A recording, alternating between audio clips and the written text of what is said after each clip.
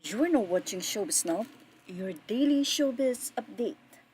Oh no, mukhang lumabas na nga ang tunay na dahilan kung bakit ngayon ay hindi na nga magkasama sa iisang bubong sila Richard Gutierrez at ang asawa nitong si Sara Labati. Lumalabas nga na kung ano-ano, third party, problema sa biyanan, sa magulang, ang nasabing issue ng hiwalayan. Well, hindi pa naman kinukumpirmang hiwalay na. Ayon lamang kay Annabel Rama, si Richard Gutierrez ay nakastay ngayon sa kanyang tahanan. Wala naman siyang ibang sinabi kung itong si Sara Labati ba ay nasa tahanan ni Richard o nandoon din sa magulang nito. Marami ang nalulungkot dahil tila kumpirmado na nga na nagkakalabuan ang relasyon ng dalawa. Kung magkakabalikan ay hindi pa sigurado dahil tila ang mga magulang ay nag-interfere na rin sa nasabing relasyon ng mag-asawa. Nagsalita na nga ang biyanan ni Sara Labati at ang ina ni Richard Gutierrez na si Annabel Rama. Hindi third party ang dahilan ng nasabing tampuhan o ng nasabing hiwalayan na hindi pa naman kumpirmado nila Sara at ni Richard. Ayon kay Annabel Rama, ayaw naman niya talagang magsalita at hindi rin siya nagbigay ng buong detalye kung bakit nagkakalabuan ang relasyon ng dalawa. Pero mukhang may kinalaman ito financially. Narito ang naging say ni Annabel Rama na tinuldukan na niya at hindi na sinudlungan pa.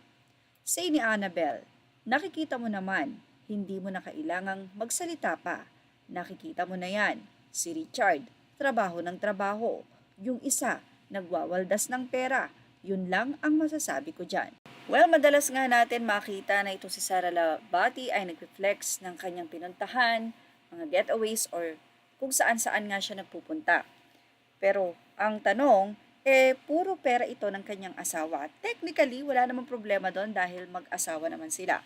Pero kung talagang tipong medyo nagkaroon na ng pagod itong si Richard at medyo ang finances nila ay nababawasan at hindi nadadagdagan or maaaring nagsalita na rin itong si Annabel Rama kung saan ay hindi ba kumikita itong si Sara Labati at ang pera ng kanyang asawa ay talaga namang dinadala niya sa imbes na investment ay kung saan saang luho lamang.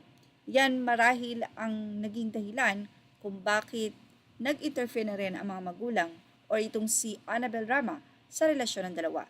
Pero wala tayong sinasabi na siya ang dahilan. Maaari na nagsalita rin siya kay Richard at ngayon nga ay tila nagpapalimig ang dalawa. Ang tanong magkakaayos pa ba?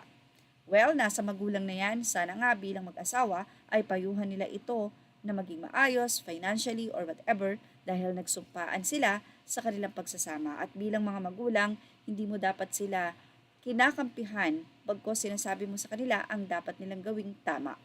Yan ang ating Showbiz Now update. Images are all credit to the rightful owners and thank you for watching Showbiz Now.